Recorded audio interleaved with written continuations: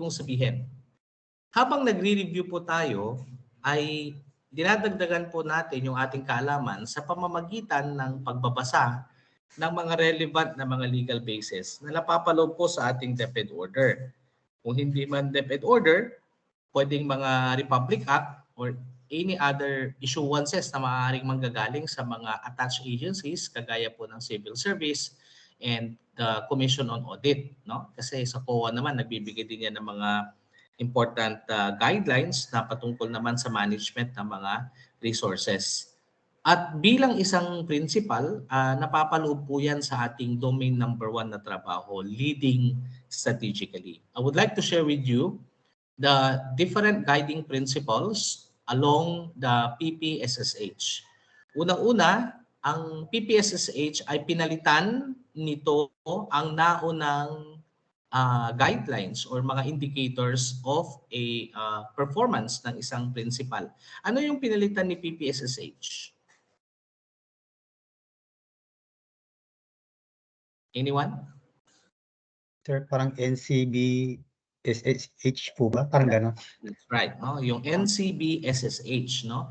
Dati National Competency-based standards, no, para sa mga school heads. Pero ngayon pinalitan na natin ng Philippine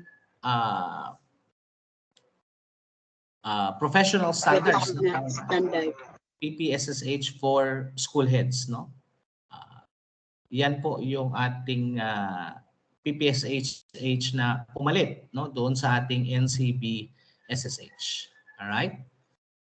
Ang DepEd order na ito ay importante na dokumento na binabasa na natin. All right? At ito sa ating presentation ay papakita ko lang po yung mga called out na mga important things like this one, yung ating guiding principles. Una-una, ito ay learner-centered. Ang ibig sabihin po nito, you need to understand yung PPSSH by heart. No, you need to understand the PPSSH by heart. You need to understand that whatever innovations that you do, whatever the policies that you will be implementing, whatever are the programs that you're going to implement, these are supposedly intended, no, always for the learners. So sa konteksto ng exam, kapag ka may tanong na hindi mo naman mahagilap kung anong legal basis ang pinag-uusapan doon, ang pinaka-importante na isipin natin is that itong principle ba ng sagot ko ay principle na learner-centered. Okay po ba? That's the idea. So kapag ka may umaatake ka ng tanong, isipin mo palagi yung konsepto na yan. Na ang sagot ko ay para sa bata. Ang sagot ko ay makakabuti sa bata. Itong sagot ko ba na to ay makakabuti sa bata? Okay? I always tell everyone na lahat ng dumaan po sa amin sa review ay gumagamit tayo ng dalawang lente sa pagsagot ng exam. Ang unang lens na dadaanan niya ay ang legal lens. Ibig sabihin, kailangan kung may legal basis yung tanong, always side with the legal side. Kung legal ang pinag-uusapan, you go with the legal. Kung wala namang mahagilap na legal side, then you go doon sa tinatawag natin na moral side. That's the second lens. Kung wala yung legal, then pumunta ka kay moral lens. What is moral will always be the right answer. Okay? What is moral will always be the right answer. In other words, kahit na hindi ka mabait, kailangan mabait yung sagot mo. Okay?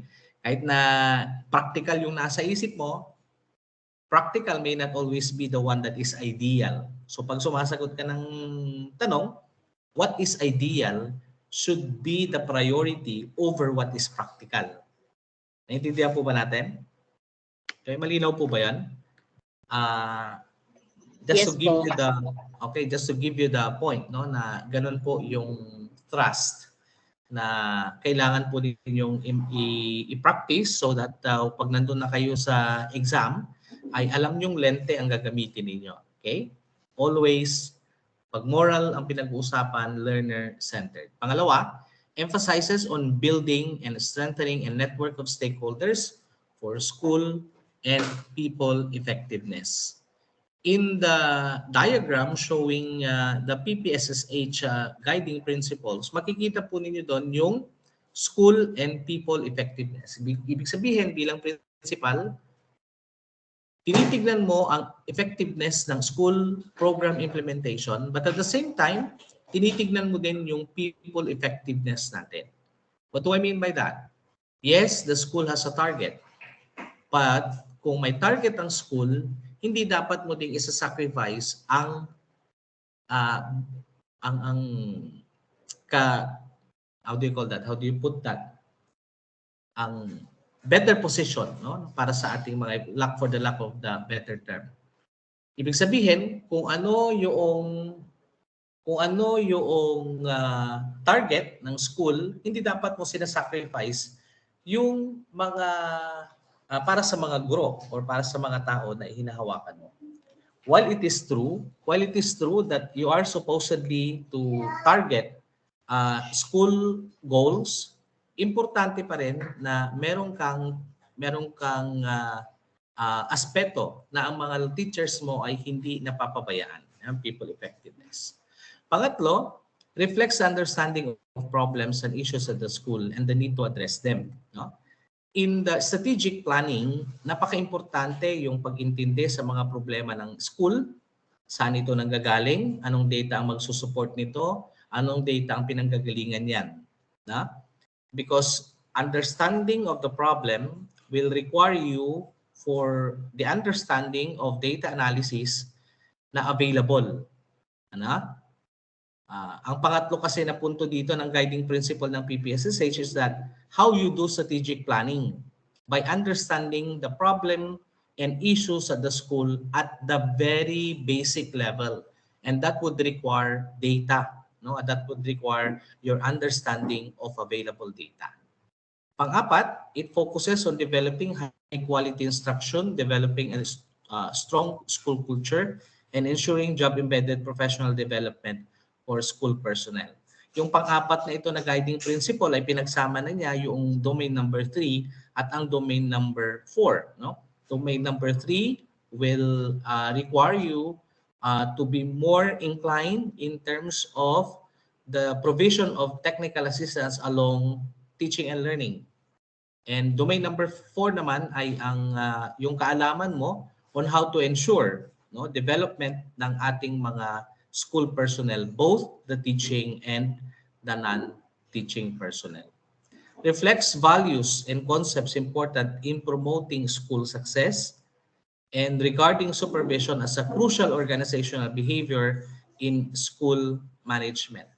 The term supervision can be now related to the process of M&E. No? Ano po yung M&E? Anong ibig sabihin ng M&E? Monitoring and evaluation. That's right, no? Monitoring and evaluation, no? In the old context, pwede mong sabihin lang na supervision lang 'yan, no? Pero ngayon sa pagpapalabas po ng panibagong quality management system ng ating DepEd, nagiging holistic na yung approach ng supervision at nilalagay na siya under the umbrella po ng monitoring and evaluation. Next, we have highlights the importance of accountability and transparency of school heads. No? And pinaka-last po, yung anchored on the principles of inclusivity. Okay? Inclusivity requires the school head to understand the different needs of varying groups. Okay? Ano yung pangangailangan ng iba't ibang mga grupo, and you need to be able to come up with creative ideas on how to address the concerns of the different groups. All right. For domain 1, okay, nakikinig po ba kayo for domain 1? Nakikita po ba natin? Okay? Yes, Now, sir. Yes po. ang gusto ko pong mangyari dito ay magsulat po kayo kasi hindi ko na nasulat dyan. Ang gusto ko pong mangyari ay magsulat po kayo ng mga babanggitin ko pong DepEd order na pwede nyong makita. No? Siyempre, ibibigay ko naman yung iba dyan under the file, doon sa ating file under the MS Teams. Pero for the purpose of you understanding the different DepEd orders, na may kinalaman po kay Domain 1, importante malaman nyo din ang mga ito. Of course, ang vision, mission, and core values ay napapaloob po sa ating DepEd order. Anong DepEd order po ang vision, mission natin? 91. DO 36 2013, sir. DO 36 36 series of 2013. 2013. Okay? So tingnan po natin, no? DO 36 series of 2013. So madali namang hanapin 'yan, ano? Dito po kay vision, mission, and core values, there was an exam type doon na kung saan yung mismong vision, mission ay naka-fill in the blanks. Kaya importante po 'yan. But I would like you to require yourself to memorize that, no? We dream of Filipinos, so passionately love their countries, and so on. Gusto ko na ma-memorize nyo yan verbatim, but more importantly is that you understand the concept of the vision and mission. Kung makikita mo yung vision and mission natin at iintindihin mo siyang mabuti, it is a holistic, no? It is a kind of a holistic approach or idea towards the attainment of what is supposedly the virtue, no, assigned to DepEd, and that will be to develop learners more than ever, no? Kahit na anong vision, mission ang pinag-uusapan natin dito, we talk about all of this BMG and core values. Lahat yan ay papunta po doon sa benepisyo ng mga bata, ng ating mga learners. That will be for strand 1.1. Yung strand 1.2 naman, school planning and implementation. Ang school planning and implementation naman, ang ating DepEd order dyan na titignan ay yung SIP, no? Ano ulit yung SIP natin, DepEd order? 44 of 2015, sir. 44 series of 2015. 15. No? DepEd order number 44 series of 2015. Ang school planning and implementation na strand, ang pinakamarami na document po na pwede niyong basahin dyan ay ang SIP development. Hindi pa naman ito nababago. SIP development will be under DepEd order number 44 series of 2015. Okay? Kasama po dito ang policy implementation and review, but I have yet to get po yung document na pwede kong ibigay dyan. But as of now, ang policy implementation and review, ang suggestion ko naman dito ay you download po yung DepEd Quality Management System Manual. Okay? Nakuha niyo po ba yan?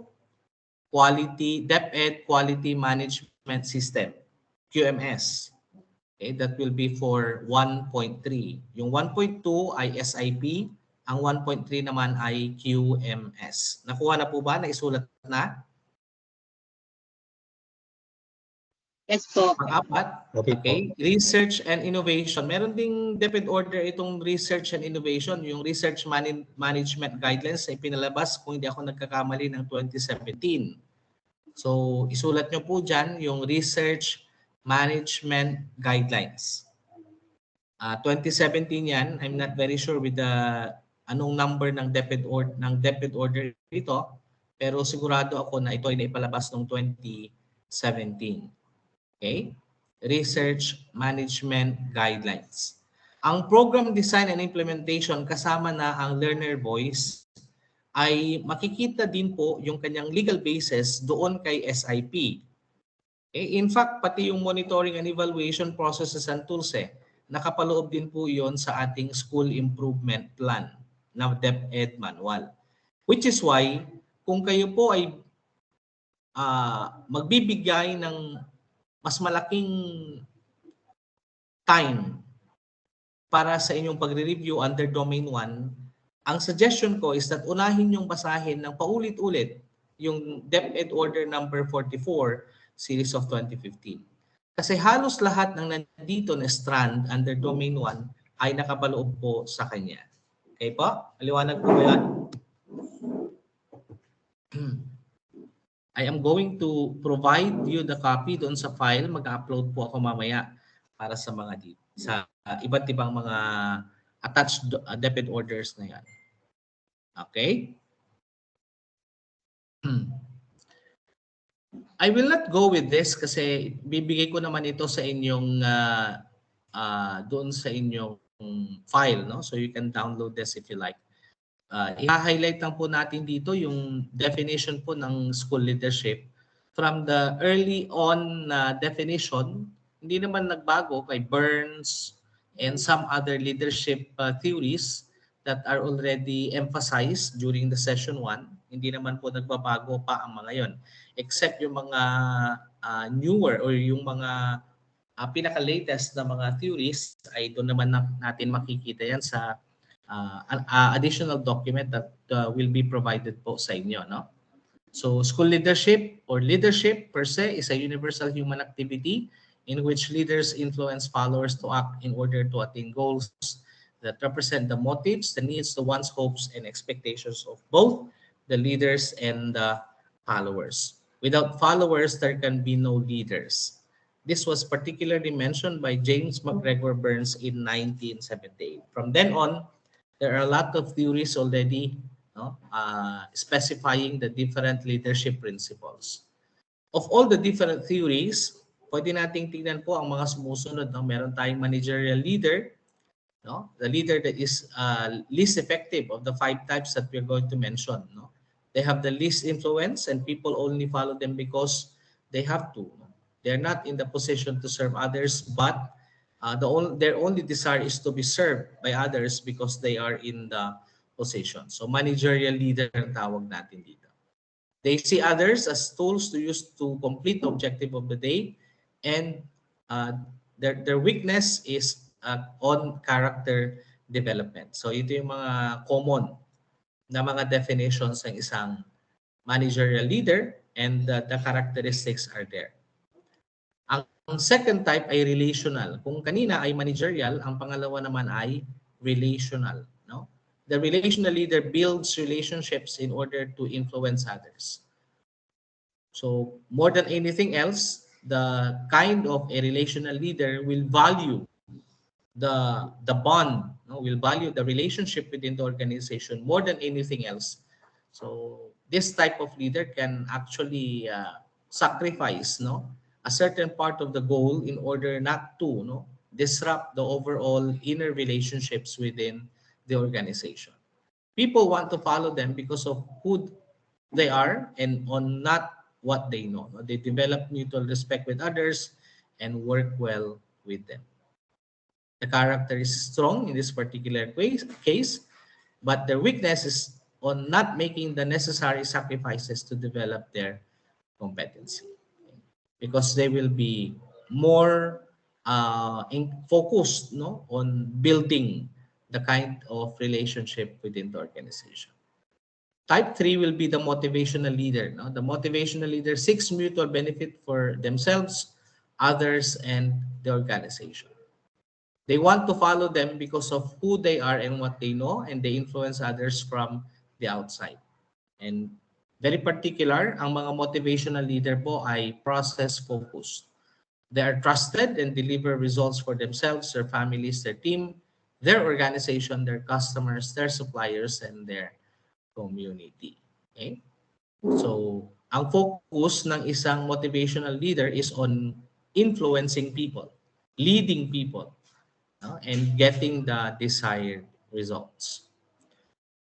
Type 4 will be the inspirational leader, inspiring managerial and relational leaders to become motivational leaders. Their focus is on growing themselves in order to inspire others to grow. No? So somehow, ang type 3 and type 4 are related because motivational and inspirational leaders are almost synonymous. Okay?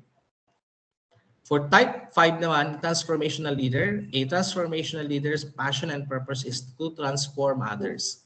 They're the most influential of the 5 types of leaders and are highly respected. Their reputation precedes them, and they're all well known for developing themselves and organization. Their influence touches people in all industries and across multiple generations. So ang type ng transformational leader is more focused on looking at the betterment of the internal processes of the organization, kagaya ng nabanggit ko na noong naunang session natin under session number 1. The characteristics are there for your reference. Okay? Ito yung binabanggit natin kanina, yung DepEd vision and mission, which is also part of what you should review. No? Under the DepEd mission naman, kanina yung vision and then we have the mission. Kung i-highlight lang natin dito kay mission yung factor that will influence students, teachers, administrators, and the community. Okay, tingnan po natin yan. Students learn in a child-friendly, gender-sensitive, safe, and motivating environment. So, 4 na groups ang tinitignan niya, mga estudyante, mga teachers, mga non-teaching, kasama na yung ibang parte ng administrators, and of course, yung kanyang mga stakeholders. Kung papansinin natin yung DepEd vision and mission na yan na nakaka-anchor dito, ganun din po yung ipinapaloob ng ating PPSSH. Ang PPSSH ay naka-divide into people and school effectiveness, and these are all embodied under our DepEd vision and mission. Okay? The challenge for the school head is to understand by heart the meanings and implication of each statement. Questions like, how can I develop learners to passionately love their country? Yan, mga tanong na ganyan. No? What are some conditions in this classroom that will develop culture-based education? Or what do you mean by equitable education? How can a school head ensure child-friendly school climate? And what characters by school heads and teachers are needed to ensure that every learner is nurtured? In other words, sabi nga kanina, hindi importante na na-memorize mo lamang yung laman ng ating DepEd vision and mission, but you should have a greater understanding as to the deeper meaning of these words in the context of running the school activities or school processes. The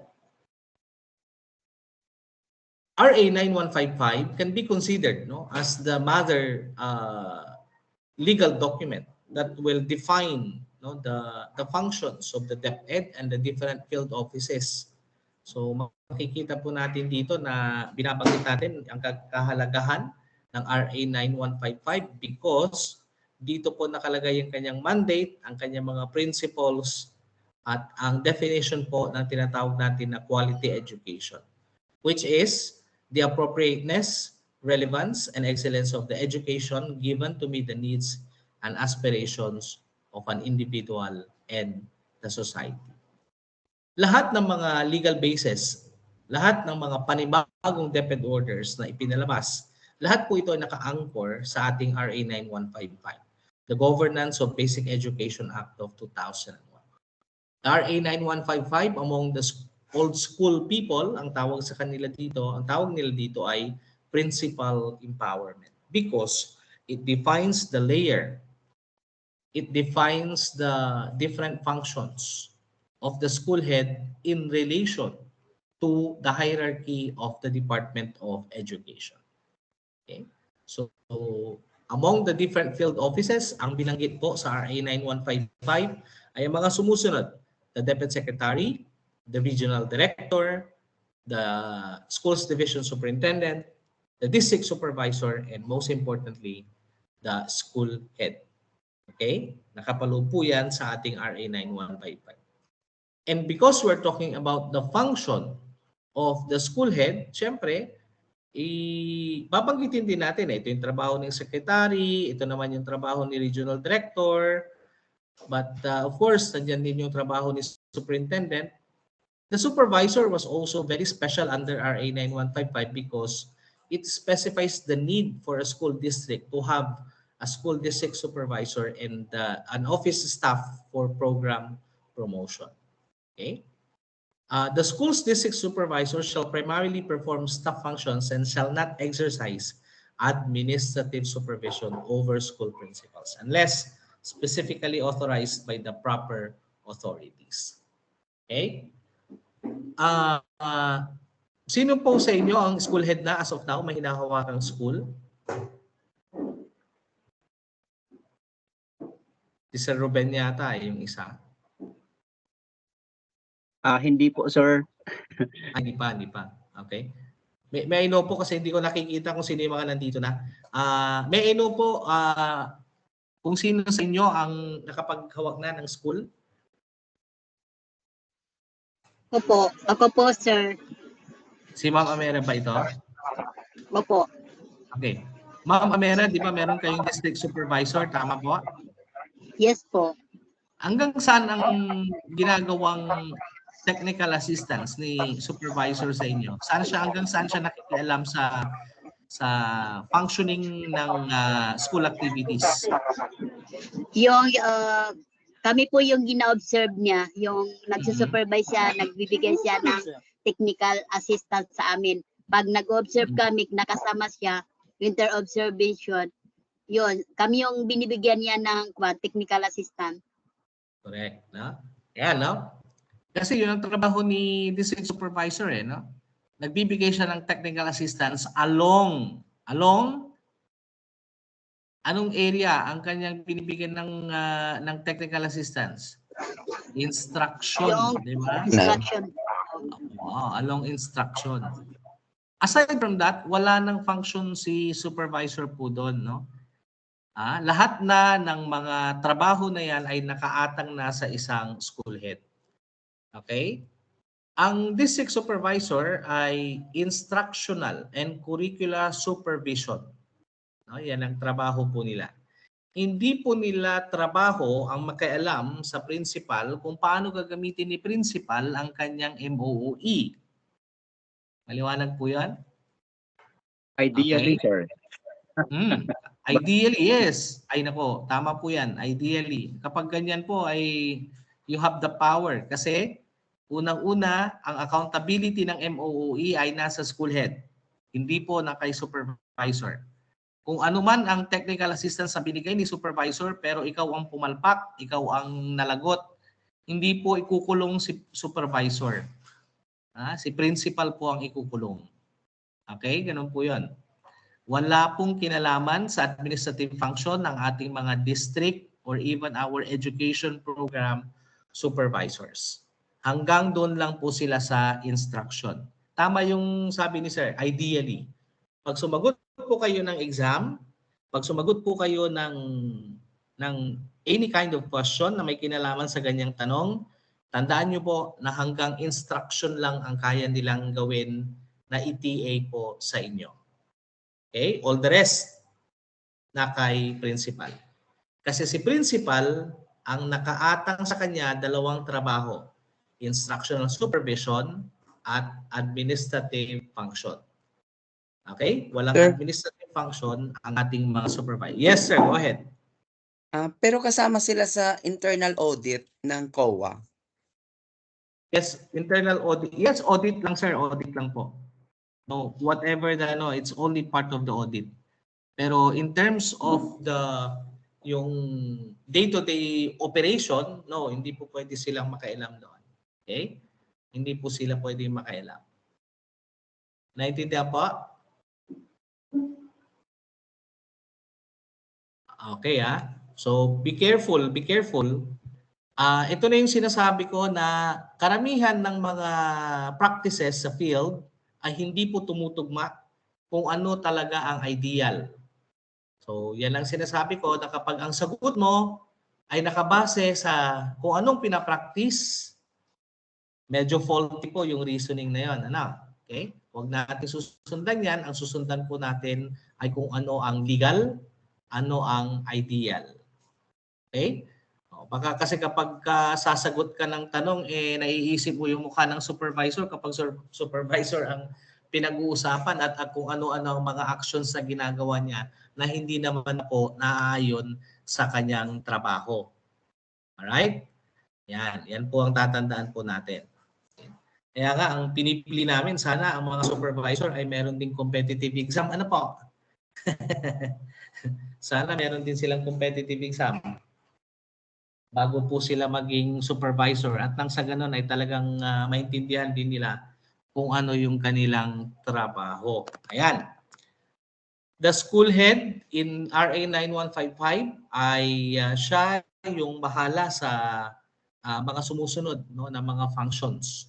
Setting the vision mission, creating the environment that is conducive to teaching and learning, and so on. So there are 12 indicators there or functions. Yung pang-12 po ay additional attachment no, ng mga trabaho na pwedeng ibigay sa kanya ng secretary, ng RD at ng SDS. Alright? So what is the relevance of this aura? You have to not only memorize it, but at the same time, you have to learn the meaning by heart. Okay? So, like say for example, developing the school education program in school improvement plan, it's a very simple one-liner, but it already entails a lot of functions that could be attributed to the school head. No? Ang school education program at ang SIP, or whether you only consider the use of the SIP, isang napakalaking function na yan na kailangang bunuin ng isang principal. Okay? Introducing new and innovative modes of instruction to achieve higher learning outcomes, ganun din yan. So there are a total of 11 very clear indicators at yung pang-12 po dyan ay additional functions as stated in RA 9155. The RA 9155 also specified the definition of shared governance as stated under Section 5. No?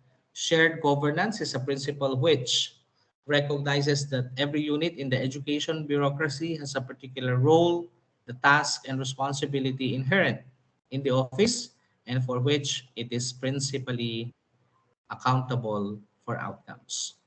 Which is why, under the principle of shared governance, every unit of the bureaucracy ay merong sari-sariling function na hindi po pwedeng magkaroon ng overlapping. Okay? Na hindi pwedeng magkaroon ng overlapping. The idea of RA 9155 essentially is to decentralize the function or decentralize the organization of DepEd from the national down to the field offices. Kanya, ginawang very clear ang line between the function of the school head and then the function of the supervisor. The function of the supervisor and the function of the superintendent.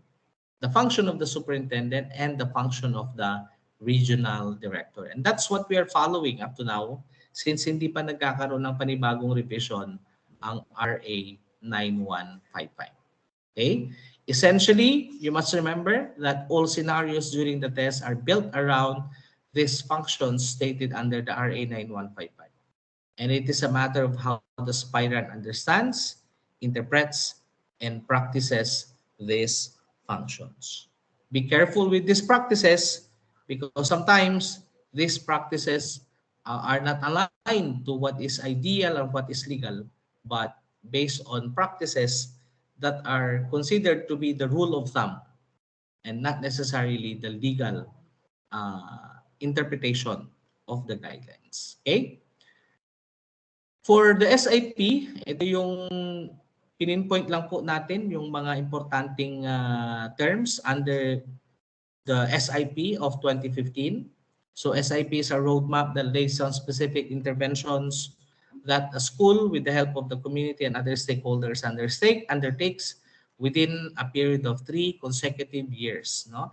It aims to improve the 3 key result areas in basic education, including access, quality, and governance. SIP is evidence-based, results-based, and child or learner-centered. Nabanggit na natin ito kanina under the guiding principles.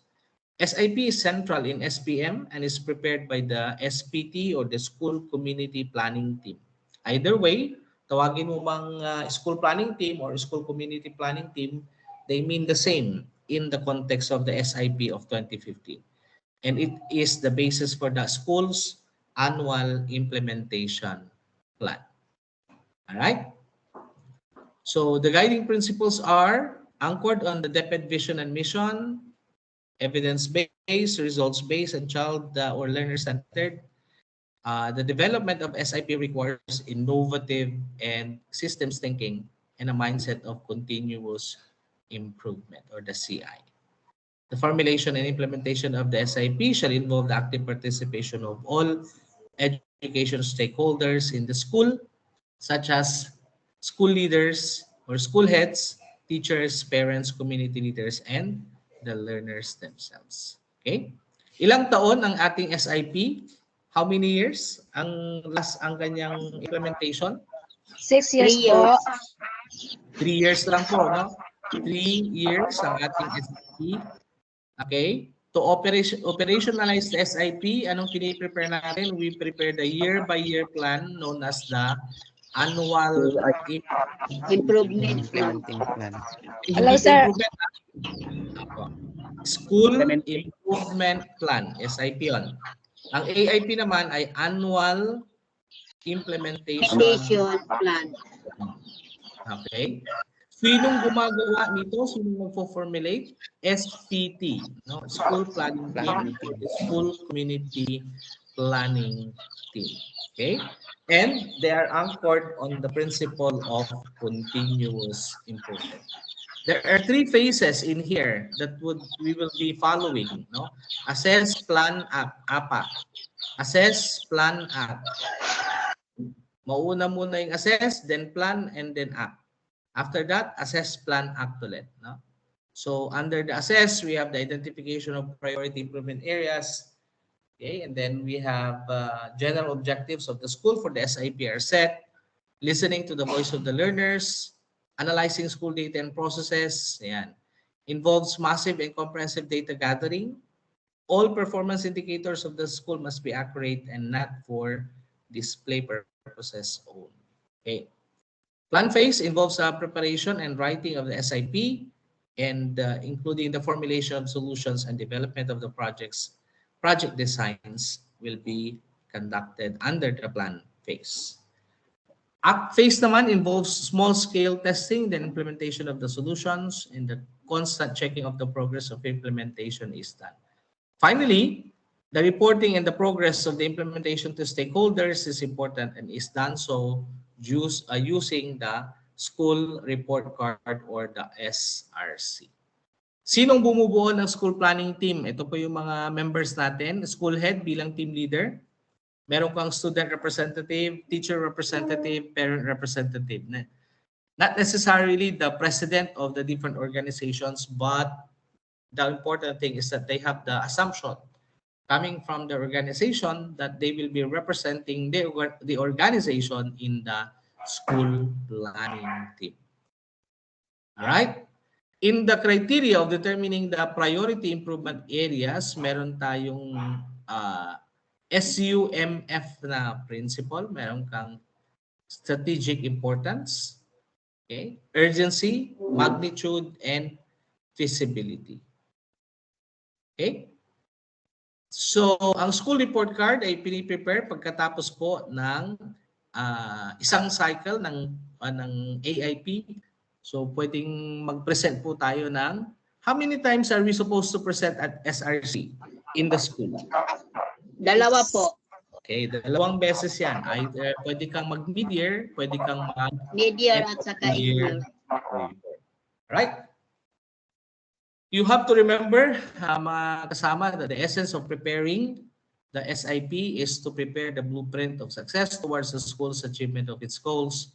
And in addition, we reflect on the question, how can you prepare a responsive SIP? Paano nga ba? Paano nga ba makapag-prepare ng responsive na SIP? Alright? Ayan.